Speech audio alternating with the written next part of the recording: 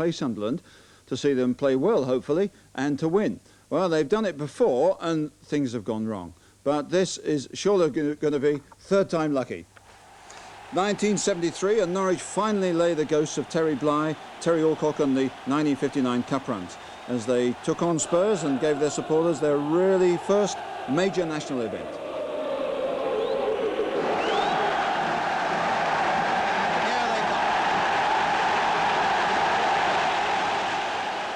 In that team, Dave Stringer, now the club's youth coach. My memories, of course, it was of the occasion itself. It was the combination of a good cup run, and we'd done well in the previous rounds, but then looking at the game itself, it was a bit of a disappointment to the fans and everybody who travelled. A whole mass of fans, some 35,000 of them have come up from East Anglia to support the Canaries here at Wembley. Tottenham's throw, though, and I think it'll probably be a long one by Chillers. And again, Mike England's going forward. Now Mike England hoping to get in. Coates hoping to blast it in, and Coates has done it! Ralph Coates! To me, you know, the thing that, you know, stays in my mind is the band playing Congratulations, and I always turn it off the radio whenever I hear it. And that is one of the things that, you know, sours my memories of Wembley. 2 years later, Dave Stringer, Duncan Forbes and company were back again at Wembley, a second division side now managed by John Bond, which included Mel Machin, now the club's chief coach and assistant manager. But again, it wasn't a happy story for them. And Norwich a bit under pressure as Hamilton takes another corner. Keelan's gone for this one. Oh, his handball! It's a penalty! Machin had to handle it from Nichols' header. So it's a tense moment for Ray Graydon. Can Kevin Keelan stop it? Yes, he can, but he's got a chance for a second one. Goal! Graydon scores! 1-0 to Villa. Well, the team that went 10 years ago, there was experienced players, but most of them were basically around about the 30 age or just over. And I felt they were just past their peak. But the team that's going there now, average age of 22, 23. Obviously, we've got a couple of guys who are just over the 30 mark. I was just thinking back, we've got one standard or other, we've got 7 international level players. And so we've, although we are still a young team, we've got that experience there. Because experience is so important at Wembley, we asked old hand Mick Channon to show young Louie Donowa around the stadium.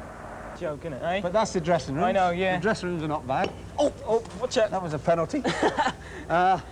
No, the dressing room, I'm glad we're out that tunnel. I can see, you know. I mean, all I could see was teeth in there just now. But, no, first of all, when we won with Southampton, we were in the south dressing room, which is on the right. And then before that, when Alf was manager of England, we used to always use the north dressing room, which is on the left. So how many goals you scored anyway here? Here, I've scored a few goals here. I've scored, well, 21 for England and all, but I think I scored a few away from home. So I've probably scored about, I don't know, 10, 15. Were they all jammy? All lucky ones. Yeah, you know. they got to be jammy. Got to be jammy goals. About 6-yard box, I reckon. Well, that's right, you know what I mean.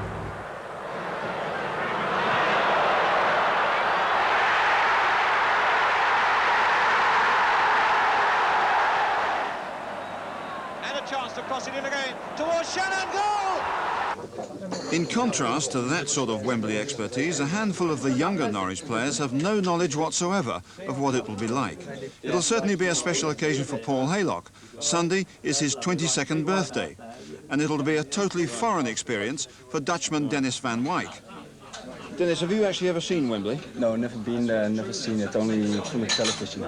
How many friends and relatives are coming over from Holland? It's about 55 people coming over from Holland. How many? 55. That's an invasion, isn't it? Yeah, I know, yeah. It's a nice day out for them as well, and, you know. Will they know the words of On the Ball City? I don't think so, no, but they probably get their own songs anyway, so that doesn't really matter. Chris Woods is a stone heavier and 7 years older than when he played for Forest against Liverpool in the League Cup final at Wembley as an emergency stand-in for the cup-tied Peter Shilton. Despite his lack of first-team experience, he played superbly. And here's Erin Hughes going a long way forward. Good save! Oh, what a good save by Chris Woods. Forest making 1 or 2 very elementary mistakes. And again, young Chris Woods getting beautifully behind a shot from Terry McDermott. I think the big difference is basically I feel more part of it here, whereas before, when I was at Forest, I was just coming in for the League Cup games, and then I was out again in the reserves. Whereas this time it's a whole build-up, you know, all the way through. We started together, and you know, hopefully we'll finish together. How come you don't get very good games here, Mick? Well, I think the finals can sometimes be a little bit disappointing, but I think that probably because teams tend to freeze. I mean, it's a very big occasion, cup finals, nobody wants to lose, but one thing's for sure, I'm not going to let you freeze on the day, that is for sure. I'll be chasing you with a big stick. Yeah? That is for sure, but no, I mean, a lot of finals have been disappointing, but I think that we've got enough about us, and provided we can get out here and we can knock the ball about, I tell you what, I fancy us strong. Don't you? Yeah, you better do. We should do. Huh? We should beat him anyway. For everybody at the Gannon ward at Norfolk and Norwich Hospital. Among John Deehan's many roles these days, disc jockey for the Norwich-based commercial radio station Radio Broadland. Soon down at Carrow Road again today. But right now, let's get into a winning Wembley mood that hopefully we'll have Sunday afternoon after beating Sunderland. This is Queen and we are the champions. You're obviously a man for records, and you've scored in every round this season. If you score in the final, will that be a record? I'm not sure. It'll go down in my record books anyway. I'll always remember that. I scored the first goal in the competition, and when we played away at Preston, so I'm extra intent really on scoring the last one if I can. John Deehan is another of the Norwich players who have played at Wembley in a League Cup final. As a youngster, he says he didn't enjoy it much, but now he's much more versatile and, of course, the club's leading scorer.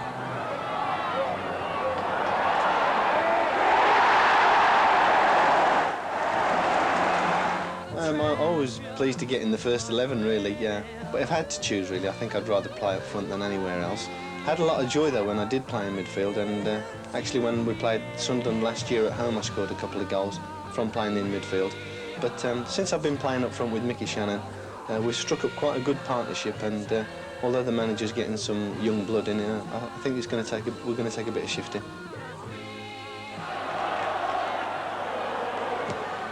Van Wyk up to Deehan. Will he turn? Deehan! Deflected in! Dave, only you and Duncan Forbes have actually led out, or will have led out, a Norwich City side at Wembley. That's quite an honour for you, isn't it? Yeah, it's quite an honour to be at Wembley and to lead the team out, as you say. Only two captains led Norwich out. It is a big achievement, and I'm really looking forward to it. You know, the city's been buzzing for ever since we got through the semi-final, and now we just can't wait to get there. Of course, you have got a bit of personal experience at Wembley, haven't you? I've been there as a ball boy when John Deehan was playing for Aston Villa, and rumour has it I had more touches than John, but I don't know how true that is. And I've been on the bench a couple of times with the full squad. Another of the Norwich players who played the ball boy role at Wembley, 15-year-old Steve Bruce. In 1976, when Manchester City played Newcastle, Asa Hartford was in the City side then. Asa, how true is it you've taken a little bit of ribbing that you didn't actually notice young Steve Bruce in the tunnel that day? That's right. Yeah, the lads have reminded me of it, and especially Steve here. I don't actually recall him being there. I'm sure he was in short trousers. Yeah, I think I was in short trousers at the time. And as I said, I think I was just peeking over Asa's shoulder, so it shows how young I was, you know. But no, Asa didn't recognise me at all that day. But Asa, you have obviously been to Wembley quite a few times before. Is this a special bonus, something you'll particularly enjoy, this one? Oh yeah, it goes without saying. I mean, you know, for the likes of Mick Channon and myself, it's you don't need a calculator to work out how many more times we're going to go to Wembley. So it's special from that point of view. And I mean, a cup final, they don't come much bigger than that. But did you actually ever see yourself playing at the Wembley again, say, a couple of years ago? Oh no, I mean, I thought the chance had long gone, and when I came to Norwich in October, I mean, I was just delighted to be involved with the First Division club. That was my goal, to get playing First Division soccer again.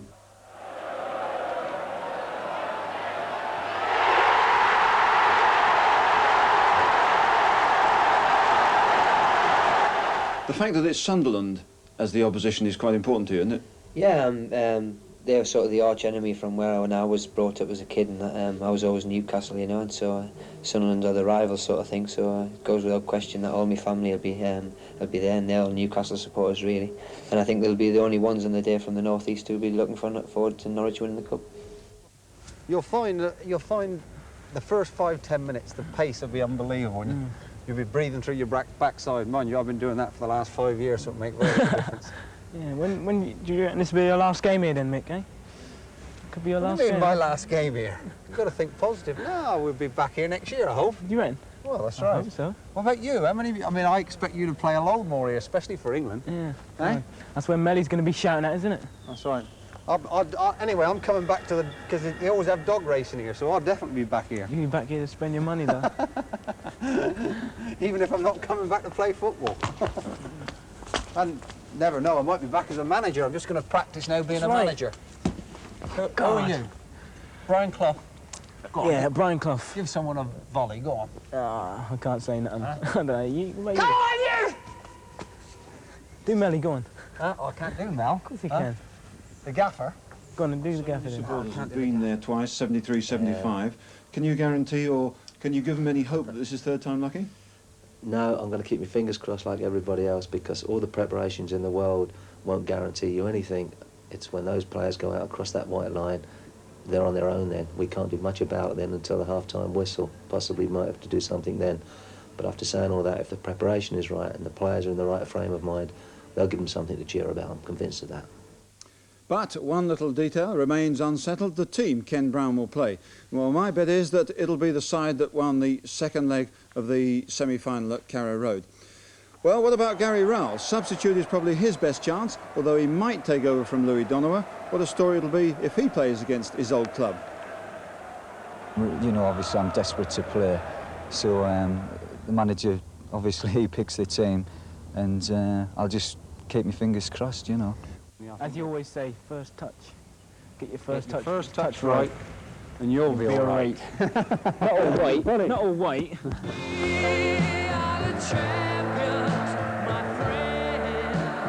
Well, it's certainly time we had a major trophy again in East Anglia. Let's hope it's third time lucky for Norwich.